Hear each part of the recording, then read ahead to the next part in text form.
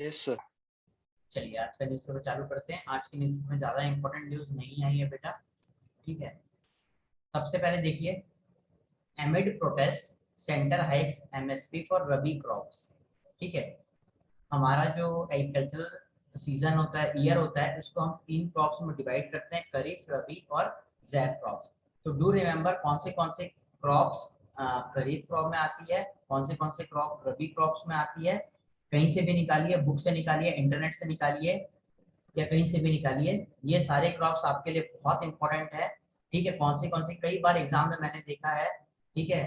नीलेट की एग्जाम में भी पूछ सकता है, इवन एसएससी रेलवे की एग्जाम में भी पूछता है, और बाकी जो इसकी एग्जाम होती है सीएपीएफ की, एनडीए की, उसमें तो पूछता ही पूछता है। क्या क्रॉप दे देगा, इनमें से कौन सी क्रॉप रबी क्रॉप नहीं है, इनमें से कौन सी क्रॉप खरीफ क्रॉप नहीं है, ये पूछता है, ठीक है। चलिए, अभी सेंटर ने क्या किया है, एमएसपी बढ़ा दिया। अब एमएसपी क्या होता है, एमएसपी होता है बेटा मिनिमम सपोर्ट प्राइस। अब थोड़ा सा इसका बेसिक जान लेते हैं हम मिनिमम सपोर्ट प्राइस का। Let's go to the slide.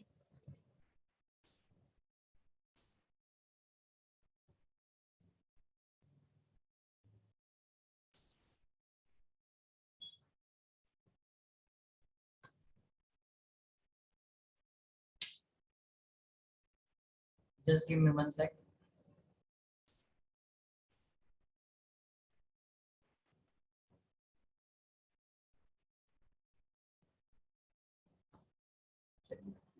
देखिए, मैं बोला एमएसपी, एमएसपी मतलब क्या होता है, minimum support price. Minimum support price. अब ये गवर्नमेंट कैसे तय करती, क्यों गवर्नमेंट ये मिनिमम सपोर्ट प्राइस देती है ना। तो व्हाट इज द रीजन कि गवर्नमेंट ये इंश्योर करती है फार्मर्स लोगों को कि अगर आप चीजें कल्टीवेट कर रहे हो, ठीक है, अगर आप चीजें कल्टीवेट कर रहे हो तो आपको कम से कम उतना जो सपोर्टिंग प्राइस है वो दे सके, अगर आपका सामान नहीं बिकता है तो, ठीक है। और गवर्नमेंट क्या करेगी, इसको फिर से प्रोक्योरमेंट भी कर लेगी गवर्नमेंट अपना, ठीक है। और गवर्नमेंट इसको फिर जो गवर्नमेंट की डिफरेंट स्कीम चल रही है, ठीक है, डिफरेंट स्कीम, जैसे कि आप देखिएगा बीपीएल फैमिली को अंत्योदय अन्न योजना चला रहे हैं, ये सब में गवर्नमेंट दे सके, ठीक है। अब ये मिनिमम सपोर्ट प्राइस कैसे तय होता है, ये इंपॉर्टेंट चीज है, ठीक है। तो इसको तय करने के लिए गवर्नमेंट की एक डिसेंट्रलाइज्ड एजेंसी है। कौन सी एजेंसी है, डिसेंट्रलाइज्ड एजेंसी है, ठीक है। डिसेंट्रलाइज्ड एजेंसी, इसका नाम क्या है, सीएसीपी, कमीशन, इसका फुल फॉर्म है बेटा सीएपीसी सीपी का, commission for agriculture cost and prices, agriculture cost and prices, ठीक है। ये क्या करता है, ये कमीशन, एक ये अटैच किसके साथ अटैच है, मिनिस्ट्री ऑफ एग्रीकल्चर के साथ, ठीक है, एंड फार्मर वेलफेयर, पूरा नाम है एफडब्ल्यू, ठीक है। Ministry of agriculture and farmer welfare के साथ एक अटैच एजेंसी है, ठीक है।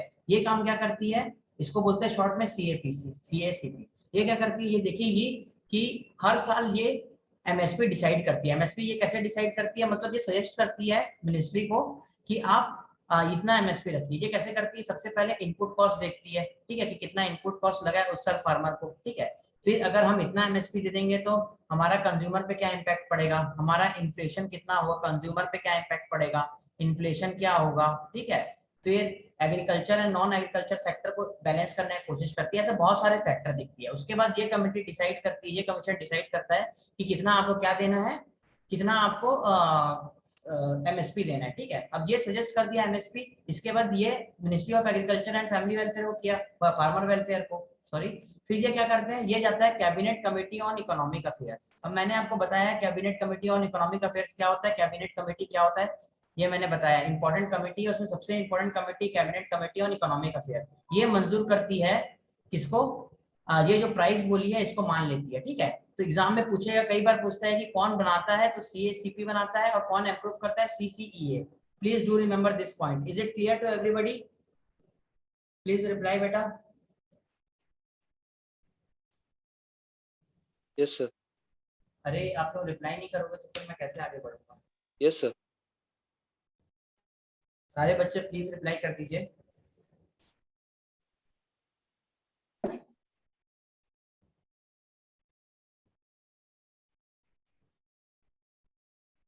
आप लोग रिप्लाई नहीं करेंगे तो मैं आगे नहीं बढ़ूंगा, मुझे पूरे सबके सबका रिप्लाई चाहिए।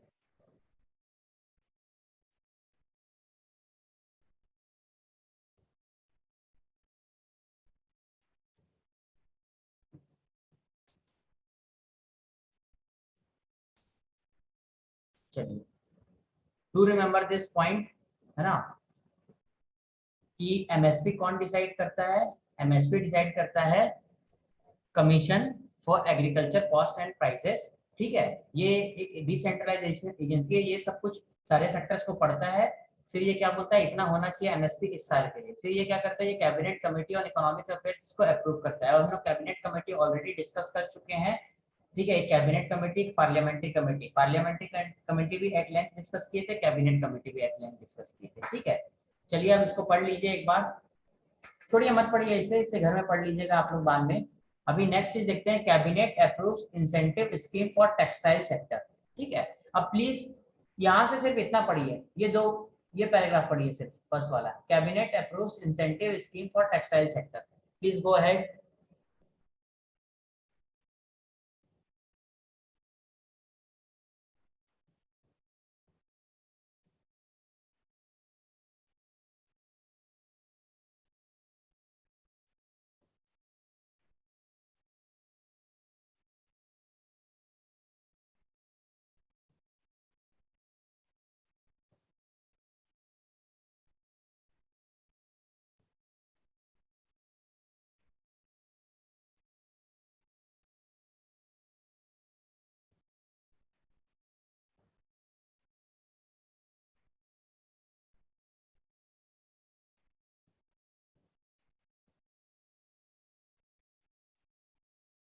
बेटा पढ़ के हो जाएगा तो give me A Thums up.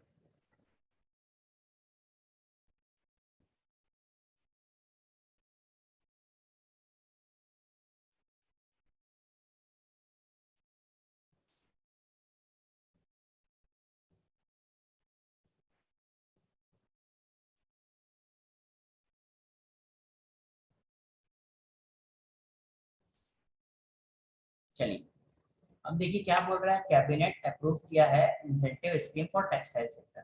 The Indian cabinet on Wednesday cleared an outlay of 10,683 crore on the production link incentive scheme. अब इसका मतलब क्या है? ठीक है, प्रोडक्शन लिंक इंसेंटिव स्कीम क्या होता है ये जान लेते हैं। ठीक है, अब देखिए, गवर्नमेंट ना कई कई बार कई सेक्टर्स के लिए, जैसे लास्ट ईयर गवर्नमेंट ने क्या इलेक्ट्रॉनिक्स के लिए एक स्कीम चालू की थी, प्रोडक्शन लिंक इंसेंटिव स्कीम। इसका मतलब क्या होता है, आपको इंसेंटिव दिया जाएगा आपके आउटपुट पे। ठीक है, जैसे आपने एक मैन्युफैक्चरिंग यूनिट डाला है, अब आप उसमें आपको गवर्नमेंट तब इंसेंटिव देगी, कैश इंसेंटिव देगी आपको, जब आप क्या करेंगे, उसमें आपका प्रोडक्शन होगा। ठीक है, आप मैन्युफैक्चरिंग करेंगे। अब लेकिन गवर्नमेंट ऐसा है कि सिर्फ प्रोडक्शन पे नहीं, जब आपका सेल बढ़ेगा, इंक्रीमेंटल सेल होगा, तो गवर्नमेंट आपको 4 to 6% इंसेंटिव देगी। ठीक है, ये क्यों करती है? ताकि हमारी मैन्युफैक्चरिंग इंडस्ट्री आगे बढ़े। जैसे कि समझ लीजिए, अगर गवर्नमेंट ये स्कीम लाई है, तो ये स्कीम में गवर्नमेंट तभी आपको पैसे देंगी, ठीक है, जब आपका सेल बढ़ेगा, नहीं तो आपका सेल नहीं बढ़ रहा है तो गवर्नमेंट नहीं देगी। तो इसको हमको बोलते हैं प्रोडक्शन लिंक इंसेंटिव स्कीम। ठीक है, चलिए, अब इससे क्या होता है, इससे इन्वेस्टमेंट बढ़ेगा। ठीक है, इन्वेस्टमेंट आएगा, मैन्युफैक्चरिंग हब बनेंगे हम लोग, लोगों को यहाँ पे एम्प्लॉयमेंट मिलेगा। ठीक है, बहुत सारे मल्टीप्लायर इफेक्ट होंगे इकोनॉमी में। तो इज इट क्लियर कि प्रोडक्शन लिंक इंसेंटिव स्कीम क्या होती है बेटा सबको? अरे हाँ ना, कुछ तो बोलो। अरे कुछ रिप्लाई करोगे तो मैं आगे बोलूंगा, नहीं रिप्लाई करोगे तो फिर मैं नहीं बढ़ूंगा आगे।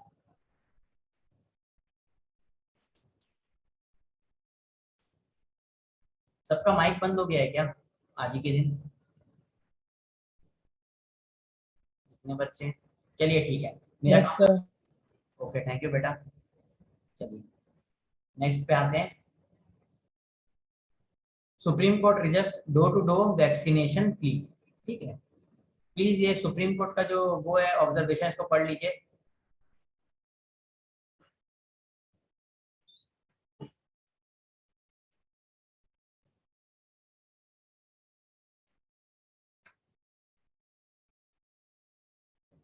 Let's go to the next article. Jharkhand house clear bill for 75% quota for locals. चलिए देखिए, अब झारखंड में आप कोई भी मैन्युफैक्चरिंग इंडस्ट्री हब कुछ भी डालना चाहेंगे तो आपको 75% इसको कोटा देना पड़ेगा, वहाँ की जो लोकल्स है उनको, उन्हीं को जॉब देना पड़ेगा। ठीक है, अब प्लीज इसको फर्स्ट पैराग्राफ पढ़ लीजिए, इसका फर्स्ट 2 पैराग्राफ।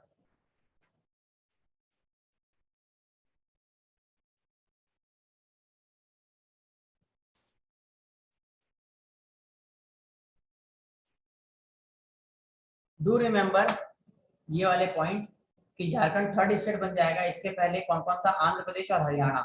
हरियाणा ने ये दोनों आंध्र प्रदेश और हरियाणा ये लॉ पास कर चुके हैं। और थर्ड वन कौन है?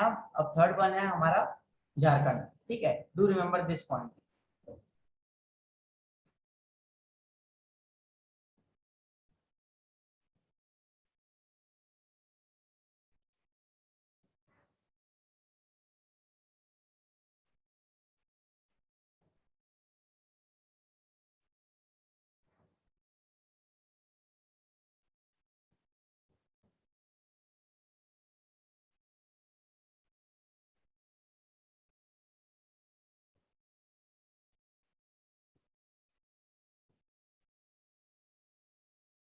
पढ़ के हो जाएगा तो गिव मी ए थम्स अप बेटा।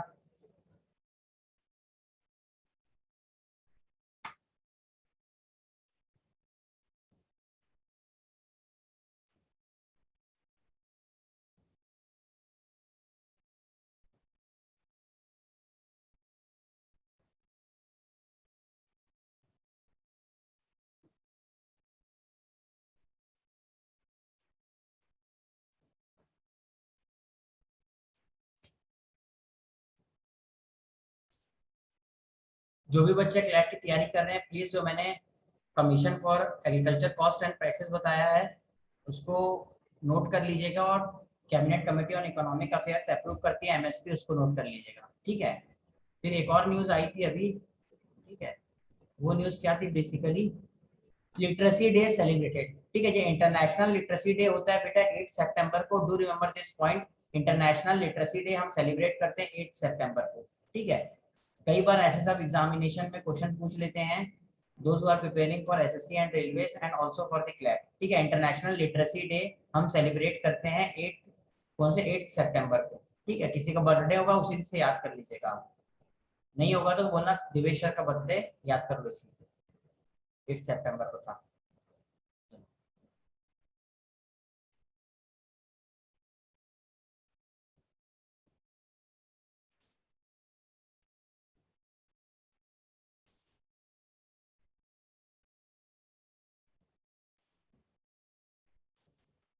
Pharma sister the new dimension in UP's politics. ठीक है, ये इंपॉर्टेंट एडिटोरियल नहीं है हमारे लिए। जो सबसे इंपॉर्टेंट फैक्ट है एमएसपी वो मैंने बता दिया है इसको। राइट नाउ इसको हम लोग छोड़ सकते हैं अभी। द लैग बिटवीन जैब्स, ये 84 डे वाला जो बीच में पीरियड दिया गया है वो पीरियड के ऊपर ही है, तो ये भी इंपॉर्टेंट नहीं है। Green hydrogen a new ally for a zero carbon future, it is also not important point. Nation of Afghanistan is fraud.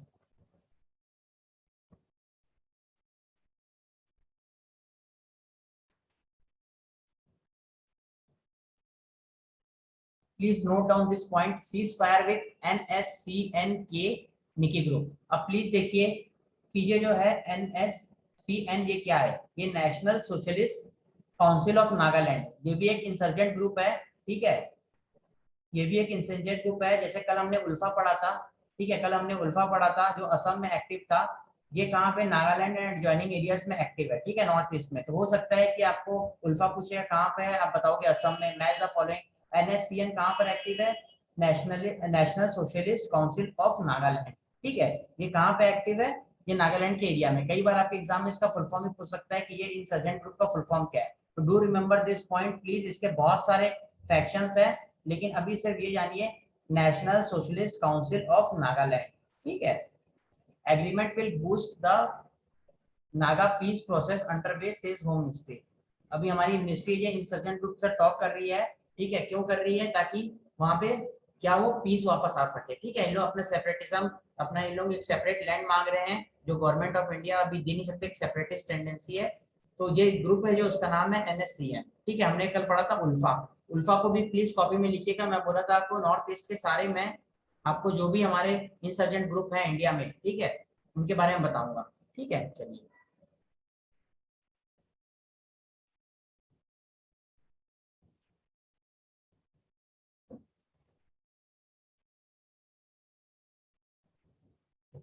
India Russia review Afghanistan situation. आप सबको पता है तालिबान अभी लेटेस्ट क्या किया, पूरा ऑक्युपाई कर लिया है इसको, अफगानिस्तान को। ठीक है, उन्होंने न्यू गवर्नमेंट भी बना दिया है। वहां के एजुकेशन मिनिस्टर बोले हैं और बहुत सारे तो ऐसे मिनिस्टर है जो यूनाइटेड नेशन के डेजिग्नेटेड टेररिस्ट है, जिनके ऊपर बिलियंस ऑफ डॉलर्स रुपीज है उनके हेड पे, ठीक है।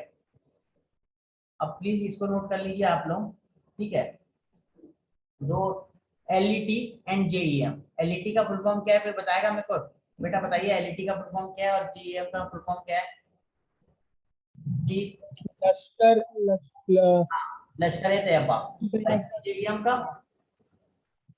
जेईएम का याद नहीं, हाँ बेटा, जेईएम का याद नहीं आ रहा। याद नहीं आ रहा, चलो ये होमवर्क है, ये देख के बताइएगा प्लीज। ये जितने भी हैं ओके हक्कानी सर। नेटवर्क, आप लोग को डेली मैंने बोला था, जैसे पिछली क्लास में याद कराया था, गाजा स्ट्रिप में हमास है, ठीक है। हाउथीज कहाँ पर है? हाउथीज हमारे यमन में है, ठीक है। पंजशीर वैली कहाँ है? तो वैसे ये सब ऑर्गेनाइजेशन के बारे में पूछता है कि ये कहाँ के एक्टिव है, ठीक है, इन लोग कहाँ पे एक्टिव है, तो डू रिमेम्बर दिस, ठीक है। एलईटी एंड जेईएम, ठीक है। चलिए,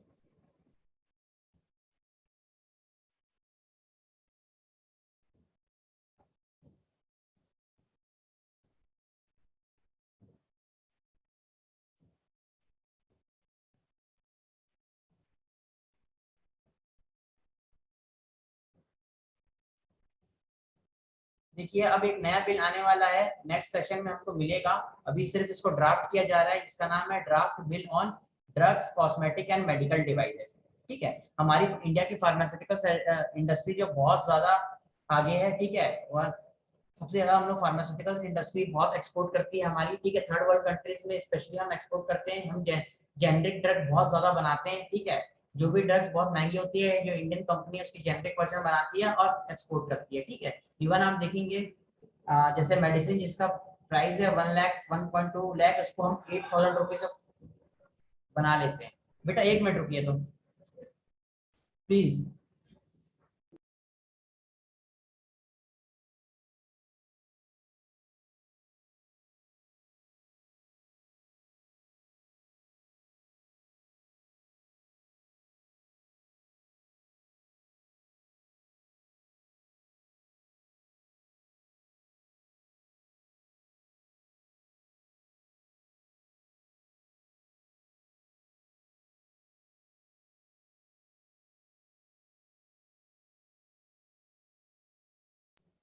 सॉरी बेटा फॉर द डिस्टरबेंस, ठीक है।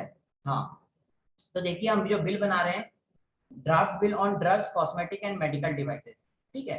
मतलब नेक्स्ट सेशन में अभी हम बिल को ड्राफ्ट कर रहे हैं किस पे, drugs, cosmetic and medical devices, जो फार्मास्यूटिकल इंडस्ट्री के बताया था, जो जेनरिक ड्रग, ठीक है। Please go ahead with this article, इस आर्टिकल को पढ़िए।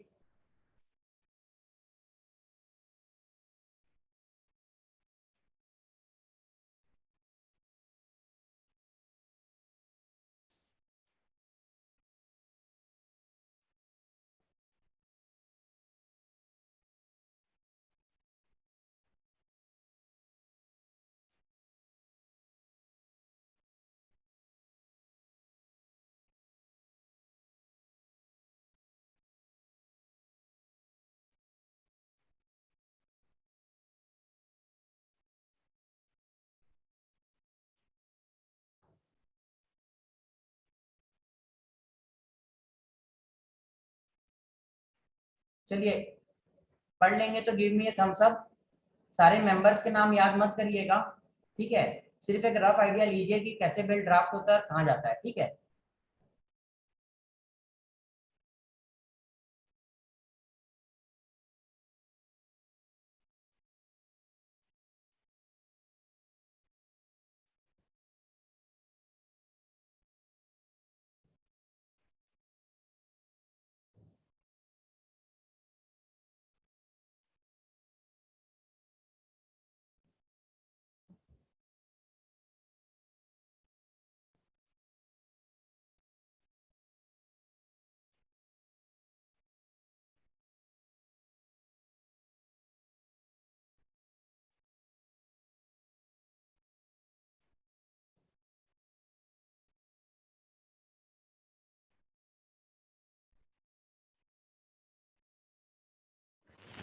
सर ये जो COOPT है उसका मतलब क्या है? हाँ बेटा, ये इम्पोर्टेंट वो है हमारा रेगुलेटरी बॉडी है, इसके बारे में जानिए। जैसे मैंने बोला आपको, स्टॉक मार्केट को रेगुलेट करने के लिए सेबी है, इंश्योरेंस को इरडा है, ठीक है। पेंशन फंड को रेगुलेट करने के लिए pension fund regulatory and development authority है। तो वैसे ही क्या, जो भी फार्मास्यूटिकल एंड मेडिकल डिवाइसेस है उसके लिए हमने एक रेगुलेटरी बॉडी बनाई है जिसका नाम है central drugs standard control organisation. ठीक है, ये प्लीज कॉपी में नोट डाउन कर लीजिएगा। ठीक है, कई बार एग्जाम में पूछ लेता है कि ये ऑर्गेनाइजेशन क्या काम करती है, CDSCO। पूरा नाम नहीं देगा, पूरा नाम देगा तो आप बता देंगे। ठीक है, तो please those who are preparing for SSC and railways and those who are preparing for CLAT, AILET के एग्जाम में ऐसा सब क्वेश्चन पूछ सकता है बेटा। Central drugs standard control organisation क्या है? सेंट्रल ड्रग कंट्रोल ऑर्गेनाइजेशन बेटा जो है वो क्या करती है, वो एक रेगुलेटरी बॉडी है जो इंडिया में आप कोई भी नई फार्मास्यूटिकल इंडस्ट्री है या तो फिर मेडिकल डिवाइसेस है उसको रेगुलेट करने का काम करती है। ठीक है,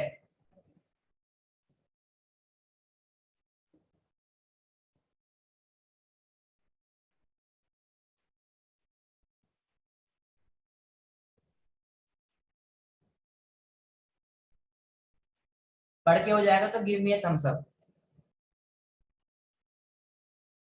और इसके हेड कौन रहते हैं? इसके हेड रहते हैं drugs controller general of India. इसके जो हेड रहते हैं वो कौन रहते हैं? Drugs controller general of India. जैसे कई बार आपने नाम सुना है DCGI, drugs controller general of India, है ना, वो हेड करते हैं CDSCO को। ये बेसिकली जो मेडिकल डिवाइस है, फार्मास्यूटिकल इंडस्ट्री है, उनको रेगुलेट करने का काम करती है ना।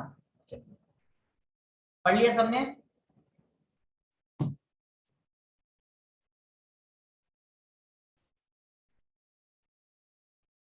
देखिए आज एक,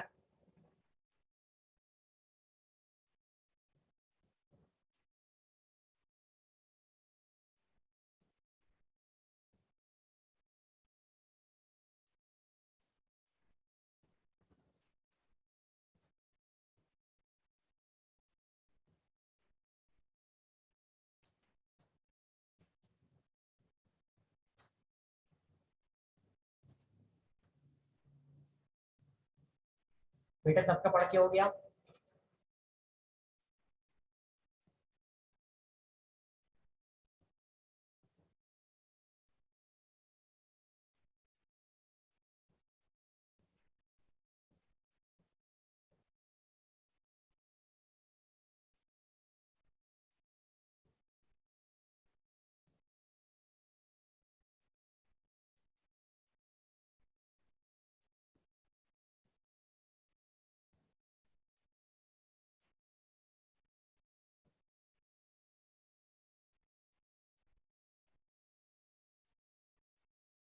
चलिए let's go to the next article. देखिए, India Australia to hold 2+2 meet. अब देखिए कहीं पर भी 2+2 मीट लिखे रहता है, इसका मतलब है कि दो मिनिस्टर आपस में मिलेंगे। ठीक है, इंडियन मिनिस्टर, फॉरेन, उनके काउंटर पार्ट जो ऑस्ट्रेलियन मिनिस्टर है वो। ठीक है, तो कौन से foreign and defence minister, foreign and defence minister मिलेंगे। और इन लोगों का मीट का देखिए, आप ध्यान से देखिएगा, इस आर्टिकल को पढ़ेंगे आप तो discussion on bilateral free trade agreement. अब फ्री ट्रेड एग्रीमेंट मतलब क्या होता है बेटा? एक प्रकार का इकोनॉमिक इंटीग्रेशन। ध्यान से सुनना, फ्री ट्रेड एग्रीमेंट मतलब एक प्रकार का इकोनॉमिक इंटीग्रेशन होता है जिसमें हम क्या करेंगे, जैसे कि सर्टेन गुड्स को डिसाइड कर लेंगे और ये गुड्स में अपन जो टैरिफ बैरियर है, ठीक है, जो भी ट्रेड बैरियर टैरिफ है इसको जीरो पे कर देंगे। ठीक है, इसको जीरो पे कर देंगे। ऐसे बहुत सारे एग्रीमेंट अलग अलग देश आपस में बायलैटरली या मल्टीलैटरली साइन करते हैं। ठीक है, फ्री ट्रेड एग्रीमेंट का ये मतलब होता है। और 2+2 मतलब क्या है? हमारे डिफेंस मिनिस्टर और फॉरेन मिनिस्टर काउंटर पार्ट किसके? ऑस्ट्रेलिया के डिफेंस मिनिस्टर और काउंटर फॉरेन मिनिस्टर। ठीक है, अब देखिए इसमें इसमें कौन सी चीज हम डिस्कस करेंगे, ये पूरे आर्टिकल में लिखा है। Please go head with this article. और जो भी चीज समझ नहीं आएगा मुझे पूछिएगा। जैसे देखिए यहाँ पे लिखा है, will cover economic issue, cyber security, climate change, critical technology and support chain, supply chain. ठीक है, ये सारी चीज मैंने हाईलाइट कर दी है। प्लीज इसको पढ़िए, थोड़ा सा आपको इंटरनेशनल रिलेशन के बारे में समझ आएगा।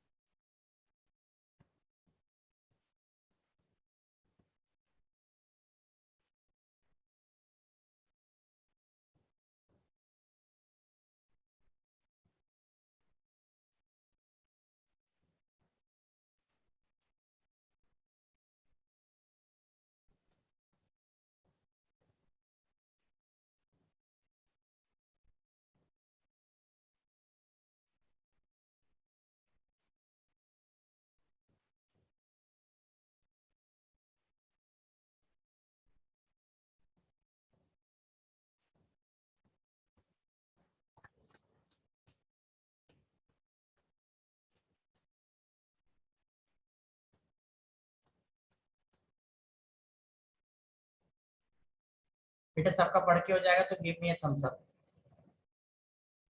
मुकेश, प्रसाद, स्वास्तिक, सुमन, लीजा, आदित्य, दिव्या।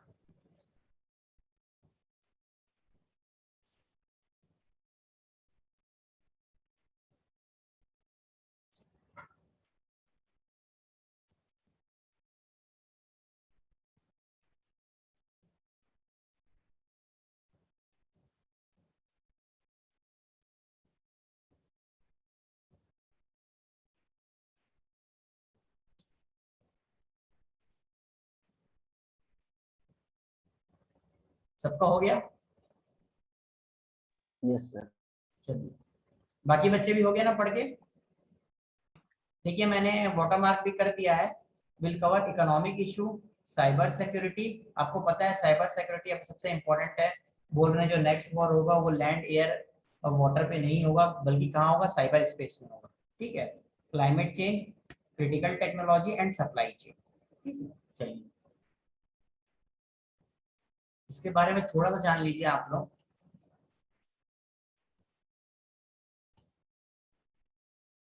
देखिए बेसिकली कहीं ना कहीं आप इंटरनेशनल न्यूज देखेंगे तो कहीं ना कहीं तालिबान को एक्सेप्ट कर रहे हैं इंटरनेशनल फोरा।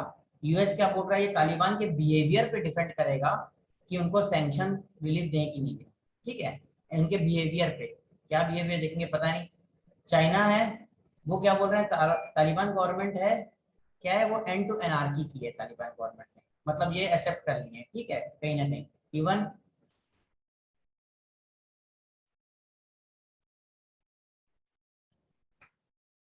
चलिए देखिए, government clears 10,683 crore textile PLI plan. ठीक है, प्रोडक्शन लिंक इंसेंटिव स्कीम। अब आप लोगों को प्रोडक्शन लिंक इंसेंटिव समझ आ गया है कि जब आप कोई भी चीज मैन्युफैक्चर करेंगे तो आपको इंसेंटिव तब देंगे जब आपका इंक्रीमेंटल सेल होगा। जब आपका सेल बढ़ेगा तो हम आपको इंसेंटिव देंगे, नहीं तो नहीं देंगे। ठीक है, इसको बोलते हैं प्रोडक्शन लिंक इंसेंटिव। इससे क्या फायदा होगा? इन्वेस्टमेंट बढ़ेगा, इंडिया मैन्युफैक्चरिंग हब बनेगा।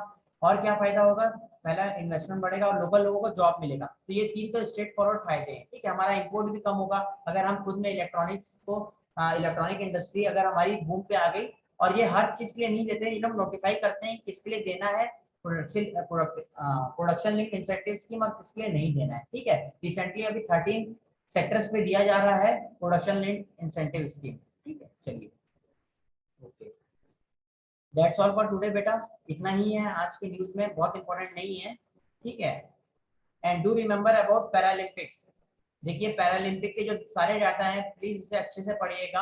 आप लोग एग्जाम में पैरालंपिक के डाटा भी पूछ सकते हैं। ठीक है, ओके, चलिए that's all for today. Thank you बेटा। Thank you sir. Thank you, sir.